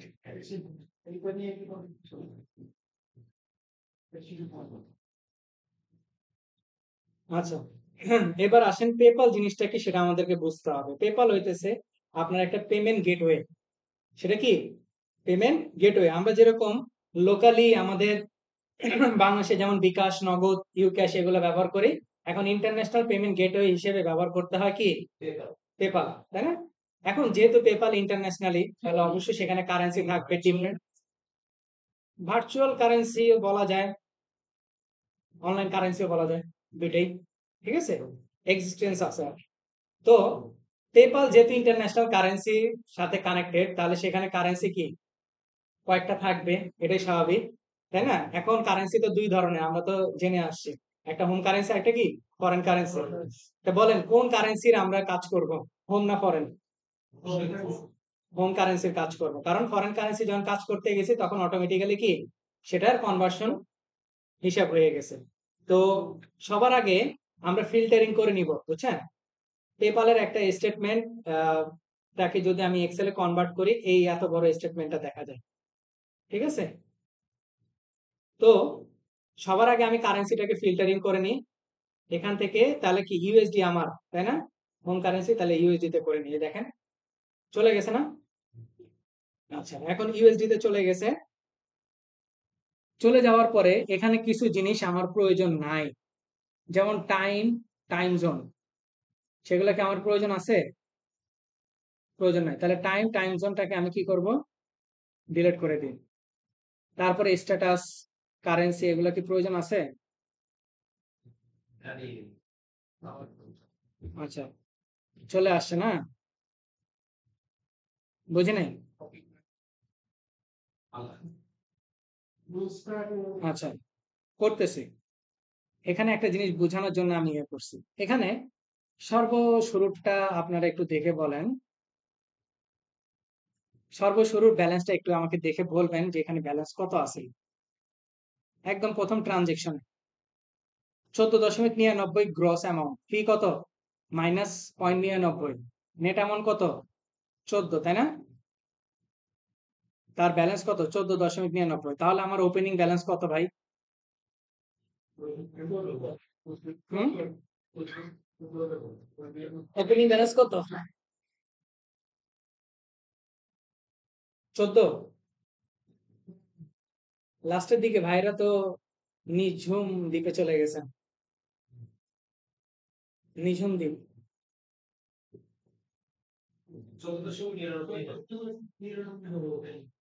R anyone?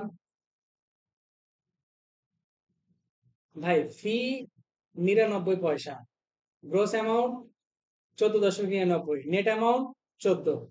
তাহলে এখানে ওপেনিং ব্যালেন্সটা কত ছিল?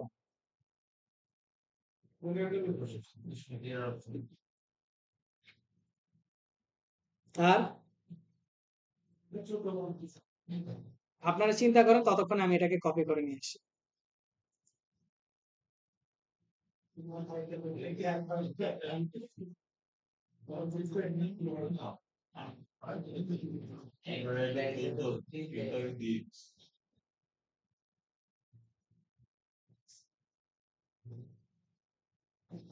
চিন্তা করেন, দ্রুত দ্রুত।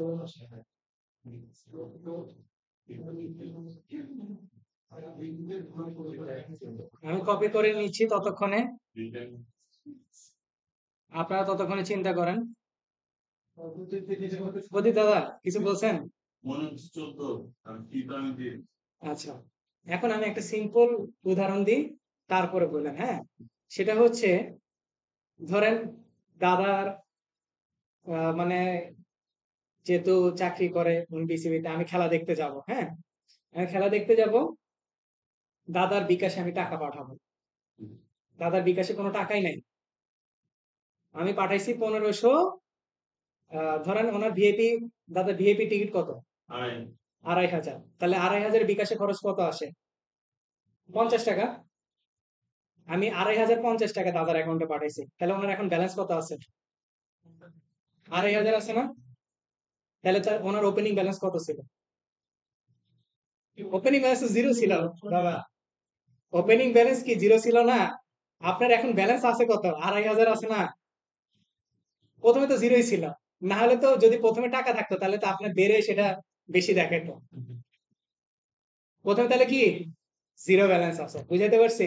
মানে 14.99 অ্যামাউন্ট, ঠিক আছে, 99 আপনার চার্জ ছিল, 14 আপনার অ্যামাউন্ট ছিল। তার মানে কি আপনার আগে তো জিরোই আছে, তাই না? জিরো আছে বিধায় তো 14.99, নাহলে তো বেড়ে যেত। এই জন্য তো ব্যালেন্সের কলাম দেখালাম আপনাদেরকে। আপনি তো ওটাও দেখলেন যে ব্যালেন্সের কলামও দেখলেন না? ব্যালেন্সের কলামে কত আছে? এই যে 14.99। তাহলে তাহলে ওপেনিং ব্যালেন্স কত দিবেন? জিরো দিবেন। বুঝাতে পারছি? ওকে, আমি এটাকে কপি করে নিয়ে আসছি, কপি করে আলাদা আরেকটা এক্সেল শিট নিয়ে আসছি। কারেন্সি প্রয়োজন নাই। এখন বলেন আমি কোন অ্যামাউন্টটা নিব? ফি নিব না নেট নিব না গ্রস নিব?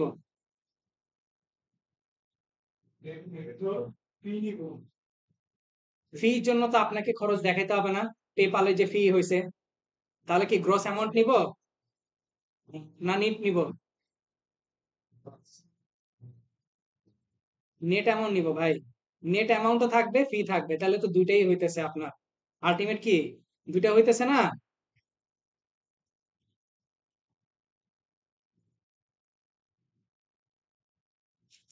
আচ্ছা, তারপরে আপনার আর কি কি লাগবে, কলাম কি কি লাগবে? ট্রানজেকশন আইডির কলাম প্রয়োজন নাই, শিপিং অ্যাড্রেস, অ্যাড্রেস স্ট্যাটাস, এগুলোর কোনো কিছুই প্রয়োজন নাই।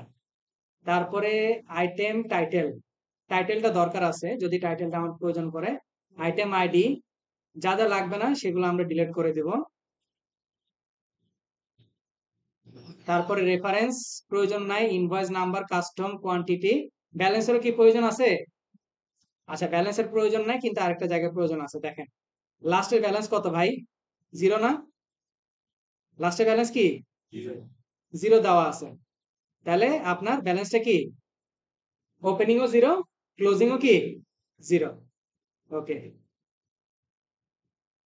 তাহলে আর কোন কলাম আছে কি? Note, country code, balance impact, এগুলো কোনো কিছুই আমার প্রয়োজন নাই। তারপর রিপিট আইডি, ব্যালেন্স, এগুলোরও আমার প্রয়োজন নাই, তাই তো? সাবজেক্ট দরকার নেই। এইবার আসেন, আপনার কোন একটা ফাইল, যখন আমরা ব্যাংকিং ফাইল আপলোড করতে গেছিলাম তখন আমাদের আহ, কি কি কলাম লাগছে ভাই, কেউ বলতে পারবেন? Date, description, amount. অ্যামাউন্টের জন্য হয় একটা কলাম ব্যবহার করতে পারেন অথবা দুইটা কলাম ব্যবহার করতে পারেন, তাই তো? ওকে, এইবার আসেন, তাহলে ডেসক্রিপশনের জন্য আমাকে একটা কলাম নিতে হবে। আমি একটা কলাম নিয়ে নিই, ইনসার্ট করে নিই। আচ্ছা,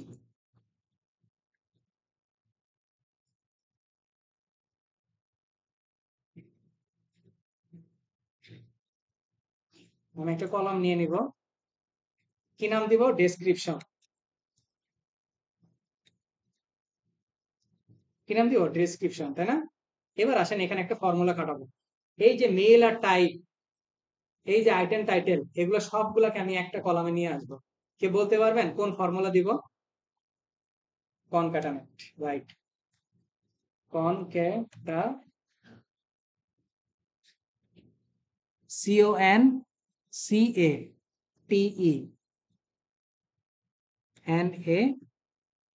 CONCATENATE, কনক্যাটানেট, তাই তো?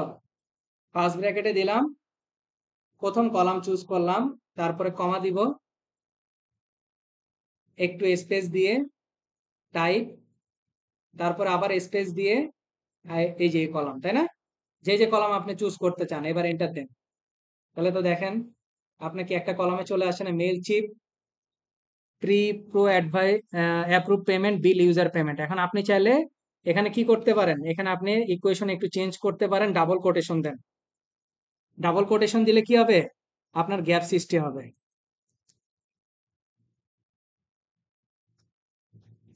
ডাবল কোটেশন, স্পেস দিয়ে ডাবল কোটেশন, তারপরে কমা দিয়ে পরের কলাম সিলেক্ট, এরপরে আবার দুইটা ডাবল কোটেশন দেন, তারপর কমা দিয়ে পরের কলাম। এখন দেখেন একটু গ্যাপ হয়েছে না? মেলশিপের পর একটু গ্যাপ, প্রো অ্যাপ্রুভ ইউজার পেমেন্টের পর একটু গ্যাপ হয়েছে না? এবার সুন্দর করে এটাকে একটা টেনে দেন। দেখেন সবগুলো কি চলে আসে না? দেখেন তিনটা কলাম চলে আসে না? এখন যদি আমি এগুলাকে ডিলিট করে দিই ভাই, তাহলে কি আর এটা থাকবে? রুল থাকবে? রুল থাকবে না। তাহলে কি করতে হবে? আমার কপি করে পেস্ট ভ্যালু দিতে হবে না? পেস্ট ভ্যালু, কপি করে পেস্ট ভ্যালু দিবে। এবার যদি আমি ডিলিট করি তাহলে আর সে যাবে না। বুঝাইতে পারছি? কপি করে পেস্ট ভ্যালু, ঠিক আছে? কপি করে পেস্ট ভ্যালু দিতে হবে, না হলে আপনার কি হবে? ওই ফর্মুলাটা মুছে যাবে, ঠিক আছে? এখন এইখানে ফি, আপনার টাকার কলাম কয়টা লাগবে? একটা লাগবে না? টাকার কলাম কয়টা লাগবে? একটা লাগবে। এত বড় কেন বাবা?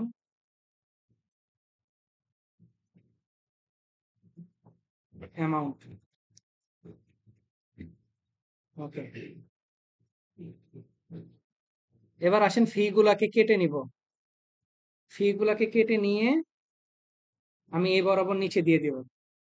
তারিখ গুলাকে ঠিক মতো কপি করে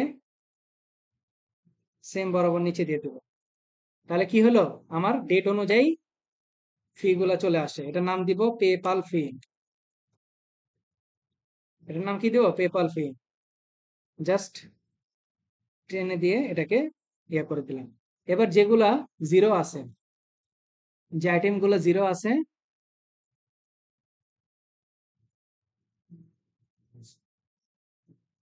ডিলিট করে দেন। ডিলিট,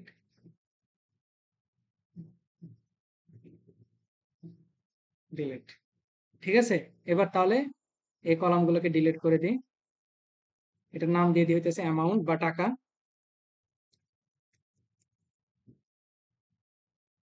এবার এটাকে সুন্দর করে সাজায় দেন। বাস, আপনার ফাইল রেডি। কত বড় ফাইল ছিল আর সেখান থেকে কি করলাম, তাহলে প্রথমে ডাউনলোড করে সেটাকে ফিল্টারিং করে আমার হোম কারেন্সিটা নিব। সেখান থেকে আপনার যে যে কলাম প্রয়োজন সেগুলাকে রেখে বাকিগুলোকে ডিলিট করবেন অন্য আরেকটা এক্সেল। না হলে কি হবে, ওই যে ডিলিট করলে তখন আবার ওই কানাডিয়ানটা সহ চলে আসবে। ঠিক আছে, ডিলিট করে এভাবে করে করবেন। তাহলে এটার ওপেনিং ব্যালেন্সটা কত হবে বলেন। আপনার প্রথমে কি করবেন, সেম ভাবেই চার্ট অফ অ্যাকাউন্টে যাবেন, পেপাল। কেন করবো, কানাডিয়ান ডলারে কি প্রয়োজন? কানাডিয়ান ডলার করা যে কথা না করা তো একই কথা ভাই। আপনি তো বললেন কানাডিয়ান ডলার ফরেন কারেন্সি কেন করবেন? যদি আপনার ক্লায়েন্ট বলে যে হ্যাঁ আমার ফরেন কারেন্সি, আপনি আরেকটা আলাদা ফোল্ডার রাখতে পারেন, কিন্তু রিকনসিলেশন হবে শুধুমাত্র হোম কারেন্সি। ঠিক আছে, আর অন্য কোনো কারেন্সির হবে না। তাহলে আপনারা প্রথমে পেপাল অ্যাকাউন্ট অ্যাড করবেন, ওপেনিং ব্যালেন্স কত দিবেন, 0। ঠিক একইভাবে এই ফাইলটাকে আপলোড করবেন, যে ফাইলটা রেডি করছেন সেই ফাইলটাকে আপলোড করে তারপরে কি ক্লোজিং ব্যালেন্স 0 দিয়ে রিকনসিলেশন মিলাই দিবেন। কথা বুঝাইতে পারছি? এটা আর করিব না।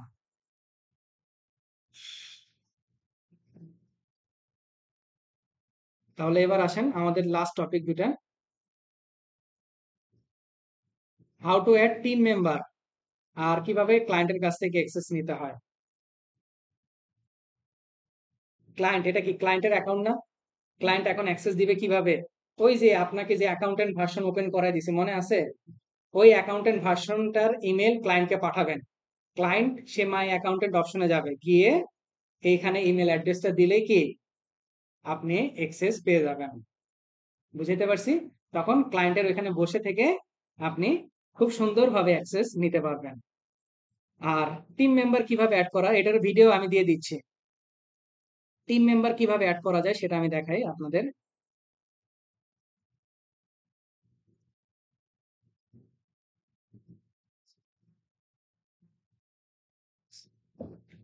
অ্যাকাউন্টেন্ট ভার্সনে চলে যাবেন।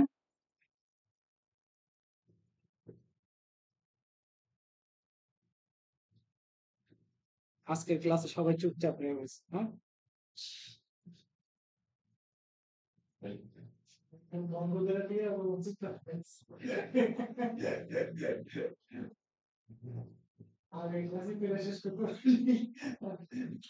আচ্ছা, সেখান সেখান থেকে চলে যাবেন নেভিগেশন প্যানেল থেকে টিম, টিম অপশনে চলে যাবেন। টিম অপশনে যাওয়ার পরে এখান থেকে দেখেন অ্যাড ইউজার, এখানে আপনার আইডি এটা শো করবে। অ্যাড ইউজারে চলে যাবেন। অবশ্যই যাকে অ্যাড করবেন তার অবশ্যই কি অ্যাকাউন্টেন্ট ভার্সন থাকতে হবে। অ্যাকাউন্টেন্ট ভার্সন না থাকলে তাকে ইউজার হিসেবে টিম মেম্বার অ্যাড করতে পারবেন না। এই যে দেখেন কোনটা, ক্লাসের ক্ষেত্রে সর্বোচ্চ মনে হয় কয়জন, 5 জন। হ্যাঁ, 5 জন ইউজার দেওয়া যায় আর কি, 5 জন। আর অ্যাডভান্সের ক্ষেত্রে মনে হয় 30 না এরকম সামথিং দেওয়া যায়। আর অ্যাকাউন্টেন্ট, অ্যাকাউন্টেন্ট দেওয়া যায় হচ্ছে 3 জন। ক্লাসের ক্ষেত্রে অ্যাকাউন্টেন্ট 3 জন দেওয়া যায়। হ্যাঁ, তো এখন যারকে অ্যাক্সেস বা ইউজার অ্যাক্সেস দিবেন তার ফার্স্ট নেম, লাস্ট নেম এবং ইমেল অ্যাড্রেসটা দিতে হবে এখানে, হ্যাঁ। আর অবশ্যই যেহেতু তাকে টিমে অ্যাড করতেছেন অবশ্যই তার কিছু রোল থাকবে, সে কি কাজ করবে না করবে। এই যে এখান থেকে তাকে স্ট্যান্ডার্ড অল অ্যাক্সেস দিতে পারেন, স্ট্যান্ডার্ড নো অ্যাক্সেস, তারপরে লিমিটেড কাস্টমার সাপ্লায়ারের কাজ দিতে পারেন, পেরোলে দিতে পারেন, কোম্পানি অ্যাডমিন হিসেবে দিতে পারেন। মানে আপনি তাকে কি হিসেবে কাজ করাবেন সেই কাজটা আপনি এখান থেকে দিয়ে দিবেন, দিয়ে তাকে ইনভাইট পাঠাবেন, তার ইমেইলে একটা মেল চলে যাবে, সে যথাক্রমে সিলেক্ট করে বাকি প্রসেস শেষ আগে যাব। না, এই দুটো আপনাদের কাজ নেই, এই দুটো জাস্ট আপনাদেরকে দেখালাম ভাই, স্কিল ডেভেলপ করি, কিন্তু এই দুইটা কাজ আমরা অনেকেই জানি না, অনেকেরই দেখায় না যে কিভাবে টিম মেম্বার অ্যাড করতে বা কিভাবে ক্লায়েন্টের কাছে অ্যাক্সেস নিতে হয়।